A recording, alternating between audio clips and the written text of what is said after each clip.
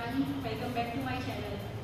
तो आज काफ़ी टाइम का गैप हो गया बीच में। वो गैप इसलिए था क्योंकि एक तो हमने जो सबसे पहले वाली प्लेलिस्ट अपनी शुरू करी थी वो थी एटॉमिक फिजिक्स, और वो पूरी की पूरी प्लेलिस्ट केवल CSIR, नेट, गेट और MSc लेवल के बच्चों के लिए ही फिक्स थी। लेकिन पिछले कुछ टाइम से जो मुझे एक महीने में देखने में आया वो ये आया कि DSSB भी अपने जो एग्ज़ाम है PGT फिजिक्स के वो निकालने वाला है।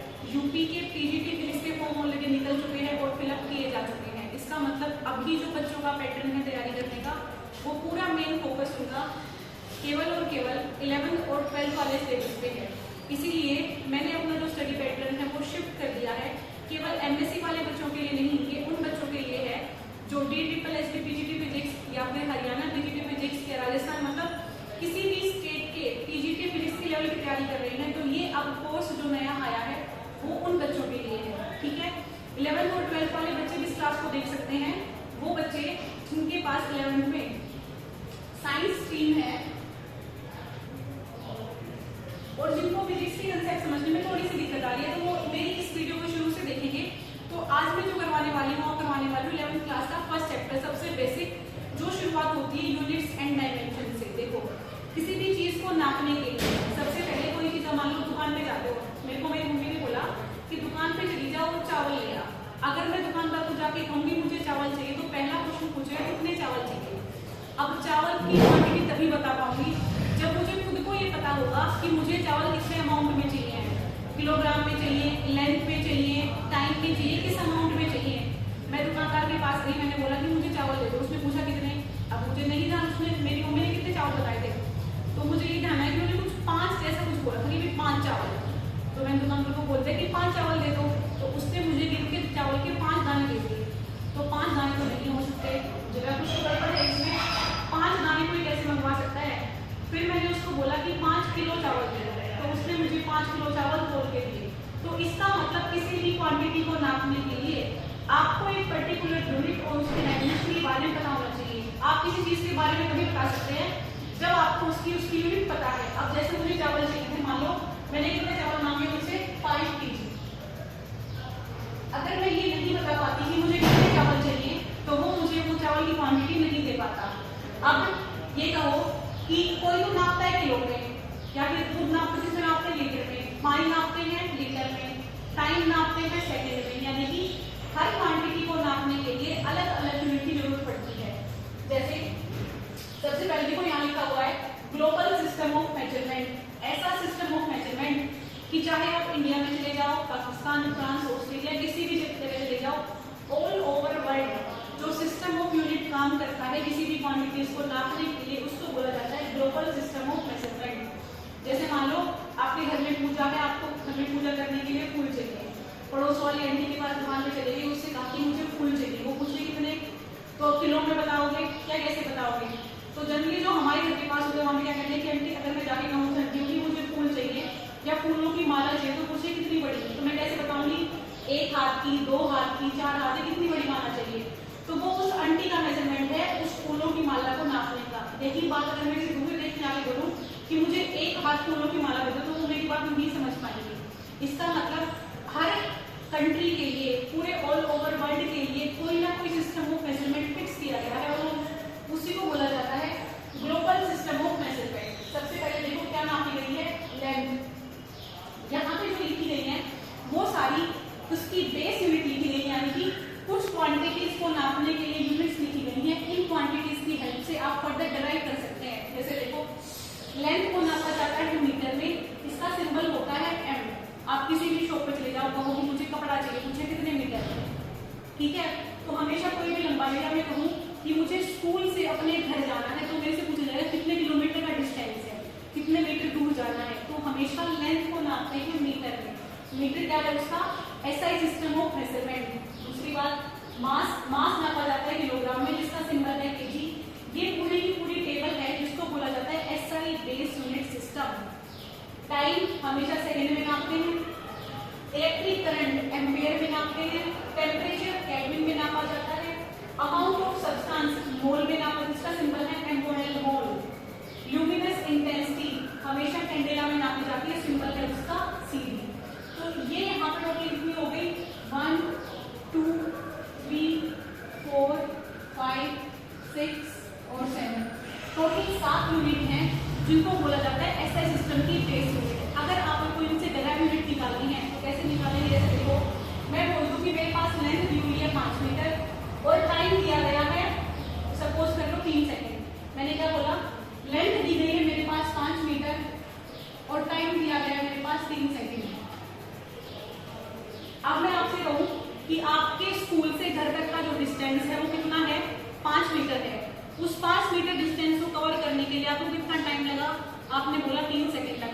तो आपकी स्पीड निकाल के बताओ, स्पीड क्या होती है, लेंथ अपॉन टाइम, फॉर्मूला पता है सबको, इधर देखो लिख देती हूँ मैं, speed equal to length upon time. तो देखो स्पीड किससे निकाली गई, लेंथ और टाइम का यूज करके निकाली गई। तो हमेशा बेस यूनिट की हेल्प से डेराइव्ड यूनिट को निकाला जाता है। उन यूनिट को डेराइव्ड क्यों बोला जाता है, क्योंकि वो बेस यूनिट की हेल्प से निकाली गई है हमेशा। तो स्पीड एक बेस यूनिट ना हो गई, ऐसी यूनिट हो गई डेराइव्ड यूनिट। स्पीड की जो यूनिट आएगी मीटर पर सेकेंड, वो दो बेस यूनिट से मिलकर बनी है, 1 मीटर और 1 सेकेंड। तो इन 7 बेस यूनिट को याद रखो, डेराइव्ड यूनिट इनसे निकाल सकते हो। इन्हीं को बोला जाता है ग्लोबल सिस्टम ऑफ मेजरमेंट। चाहे ऑल ओवर वर्ल्ड में किसी कोने में चले जाओ, लेंथ हमेशा मीटर में ही नापी जाएगी, मास हमेशा किलोग्राम में ही नापा जाएगा, टाइम हमेशा सेकेंड में ही नापा जाएगा। बाकी जो यूनिट्स हैं वो इनकी हेल्प से निकाली जाती है। ठीक है, अब देखो सबसे पहले लेंथ को नापने के लिए, अब लेंथ क्या हो सकती है, बहुत बड़ी भी हो सकती है, बहुत छोटी भी हो सकती है। तो बड़ी यूनिट को जब भी हमारे पास जो लेंथ है वो ज्यादा लंबाई में है, उसकी लंबाई काफी ज्यादा है, तो उसको पैरेलैक्स मेथड से नापते हैं। कौन सा मेथड, पैरेलैक्स मेथड। मैंने यहाँ पे लिखा हुआ है, लेंथ को नापने के लिए 2 मेथड यूज किए जाते हैं। पहला मेथड पैरेलैक्स मेथड, दूसरा मेथड टनल माइक्रोस्कोपी। जैसे अपनी अर्थ से लेकर सूरज तक का जो डिस्टेंस है, the distance between earth and sun is so large, बहुत ही ज्यादा डिस्टेंस है। तो उस डिस्टेंस को नापने के लिए पैरेलैक्स मेथड का यूज किया जाता है। कैसे नापते हैं, पैरेलैक्स का मतलब जाता है, सबसे पहले ये समझो।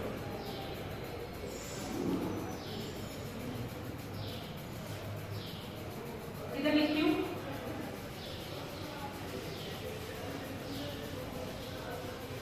एक बार आप सभी बच्चे जिन्होंने अब तक इस टेबल का स्क्रीनशॉट नहीं लिया था, वीडियो को थोड़ा सा बैक करके इस टेबल का स्क्रीनशॉट ले लेना एक बार। ठीक है, तो देखो मान लीजिए यहाँ पे कोई चीज रखी हुई है ऐसे, और मैं उसको देख रही हूँ यहाँ से, ये मेरी आई है, इस आई से मैं इस ऑब्जेक्ट को देख रही हूँ, लेकिन इस ऑब्जेक्ट को देखने के लिए क्या चाहिए, स्ट्रेट लाइन। अगर ये डिस्टेंस काफी कम है तो आप अपनी इस आई की हेल्प से इस ऑब्जेक्ट को देख सकते हैं। लेकिन अगर ये डिस्टेंस थोड़ा सा भी ज्यादा हो गया, मान लीजिए ये मैं इसको मान लेती हूँ कि यहाँ पे तो है अर्थ और यहाँ पे क्या है, सन। तो अगर आप अर्थ से धरती पे खड़े होकर सूरज को देखते हो तो वो डिस्टेंस काफी ज्यादा है। तो इस डिस्टेंस को देखने के लिए एक बार आपको यहाँ खड़े होना पड़ेगा, एक बार आपको यहाँ खड़े होना पड़ेगा। तो एक बार सूरज को यहाँ से देखोगे, एक बार सूरज को यहाँ से देखोगे, इस तरह से। तो दोनों तरफ से देखने में, मान लीजिए इस पोजीशन को मान लेती हूँ ए, इस पोजीशन को मान लेती हूँ बी। जब आपने ए से खड़े होकर देखा तो सूरज का जो प्लेस था वो इस जगह पे दिखेगा आपको। जब आपने बी से खड़े होकर देखा तो इसकी पोजीशन कुछ ना कुछ डिफरेंस दिखेगा। एक बार पोजीशन ए से देखो तो सूरज का प्लेस कुछ और दिखेगा, एक बार पोजीशन बी से देखा तो सूरज की पोजीशन कुछ और दिखेगी। तो दो जब अलग अलग जगह से दिखते हैं तो एंगल के डिफरेंस के कारण इसकी पोजीशन में कुछ ना कुछ चेंज दिखता है, इसको बोलते हैं पैरेलैक्स। आए समझ में, बहुत ज्यादा डिस्टेंस होने की वजह से जब एक पर्टिकुलर क्वांटिटी को दो अलग अलग जगह से देखा जाता है तो उसको बोलते हैं पैरेलैक्स। ठीक है, दूसरा है टनल माइक्रोस्कोपी। जब लेंथ बहुत ही शॉर्ट हो, जब लेंथ बहुत ही कम हो तो उसको नापा जाता है टनल माइक्रोस्कोपी की हेल्प से। जैसे कि मान लीजिए कोई एटम है, इस एटम के बीच में क्या है, न्यूक्लियस। तो न्यूक्लियस का साइज और एटम का साइज क्या है, बहुत छोटा। तो इसकी लेंथ को नापने के लिए टनल स्पेक्ट्रोस्कोपी का यूज किया जाता है। इसकी लेंथ होती है, न्यूक्लियस की जो लेंथ है वो होती है 10⁻15 मीटर की रेंज में, और एटम की जो लेंथ होती है वो होती है 10⁻10 मीटर की रेंज में। देखो कितने छोटे डिस्टेंस है, 10⁻−10, 10 का भी 10वां हिस्सा, और 10⁻15 कोई क्वांटिटी है मान लीजिए 10, उसका 15वां हिस्सा। तो न्यूक्लियस का साइज अपने आप में बहुत छोटा है, इसको हम खुली आंखों से नहीं देख सकते। इवन एटम को भी खुली आंखों से नहीं देख सकते। हमारे जो खुद की बॉडी है वो अनगिनत एटम से मिलकर बनी हुई है, तो आप एक पर्टिकुलर एटम को खुली आंखों से नहीं देख सकते, उसको हमेशा स्पेक्ट्रोस्कोपी की हेल्प से ही देखा जाता है। तो ये क्या हो गया, देखो अपने आप में यूनिवर्स का साइज कितना बड़ा है। एक छोटे से एटम से शुरू होकर सूरज से लेकर धरती तक का जो डिस्टेंस है वो अपने आप में बहुत ज्यादा वास्ट है, बहुत ज्यादा बड़ा है। छोटे से छोटे डिस्टेंस को नापने के लिए टनल माइक्रोस्कोपी, बड़े से बड़े डिस्टेंस को नापने के लिए पैरेलैक्स मेथड। अब देखो दो चीज लिखी हुई है, मैंने इनको याद करना है। सबसे पहले लिखा हुआ है 1 AU, 1 astronomical unit, the distance between sun and earth. सूरज और धरती के बीच का जो डिस्टेंस है वो लिखा हुआ है 1.496 × 10⁻11 metre. Second thing 1 light year, 1 LY। Year में लाइट ने कितना डिस्टेंस कवर किया, उसकी वैल्यू है 9.46 × 10⁻15 मीटर। सबसे पहला 1 astronomical unit, the distance between sun and earth. Second one 1 LY 1 light year, the distance covered by light in 1 year. तो ये दोनों क्वांटिटी आपको याद करनी है, रिमेंबर रखनी है हमेशा। एग्जाम में कई बार इनकी वैल्यू नहीं दी जाती, तो वैल्यू बहुत आसान इसलिए आपको याद रखनी पड़ेगी। 1 AU 1 astronomical unit, 1 LY 1 light year. अब देखो बात करते हैं मास की। मैंने दो चीज लिखी हुई है, gravitational method and mass spectroscopy. Mass हमेशा किलोग्राम में ही नापा जाता है, लेकिन जब उन क्वांटिटीज का मास काफी ज्यादा हो तो ग्रेविटेशनल मेथड का यूज करते हैं। जब क्वांटिटीज का मास काफी कम हो तो मास स्पेक्ट्रोग्राफ का यूज किया जाता है। फॉर एग्जाम्पल, मान लीजिए मैं अर्थ पे खड़ी हुई हूँ, तो मेरा मास मैं सपोज करती हूँ 55 kg है या 60 kg है, कितना ही मान लीजिए आप। किसी भी ऑब्जेक्ट का मास जब किलोग्राम में नापते हैं तो हमेशा ग्रेविटेशनल मेथड की हेल्प से नापा जाता है। किसी भी ऑब्जेक्ट का मास जब किलोग्राम या ग्राम में ना नाप के बहुत छोटे से अमाउंट में नापा जाए तो हमेशा मास स्पेक्ट्रोग्राफ का यूज किया जाता है। जब अमाउंट ज्यादा बड़ा हो, मास ज्यादा हो, ग्रेविटेशनल मेथड से नापेंगे। जब मास काफी कम हो तो किससे नापेंगे, मास स्पेक्ट्रोग्राफी से नापेंगे। फॉर एग्जाम्पल, मैं अभी एटम की बात कर रही हूँ कि मान लीजिए एक एटम है, मुझे उसका मास पता करना है, तो किसी भी एटम का कम से कम मास कितना हो सकता है? किसी भी एटम का कम से कम मास होता है 1/12 ऑफ C12 एटम। कार्बन एक एटम है, उसके 12वें हिस्से का मास कम से कम हो सकता है एक एटम का मास, ठीक है। तो उसको नापा जाएगा मास स्पेक्ट्रोग्राफी की हेल्प से। और कोई भी चीज जो अर्थ के ऊपर रखी हुई है, उसके ऊपर ग्रेविटेशनल फोर्स लग रहा है, इसका कुछ का कुछ मास है, उसको नापा जाएगा ग्रेविटेशनल फोर्स की हेल्प से या फिर ग्रेविटेशनल मेथड की हेल्प से। तो ये दो चीजें हैं हमारे पास। अभी तक जो हमने पढ़ा वो पढ़ा लेंथ के बारे में, मास के बारे में, टाइम के बारे में, इन सब चीजों के बारे में। अगली जो वीडियो आएगी, यहाँ तक बात हो रही थी केवल SI यूनिट और उनकी डेराइव्ड यूनिट के बारे में।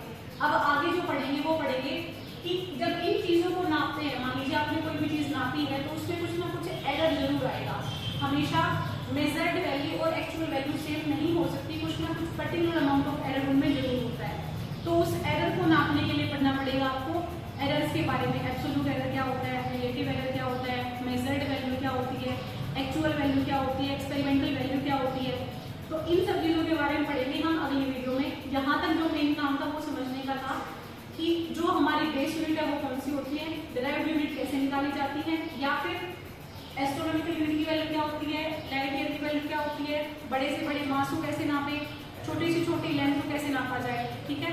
तो यहाँ तक की वीडियो में आपको सिर्फ इतना ही याद करना है। अगली वीडियो में जब मिलेंगे तो पढ़ेंगे एरर्स के बारे में और सिग्निफिकेंट फिगर्स के बारे में। तब तक के लिए डू वॉच माई वीडियोस।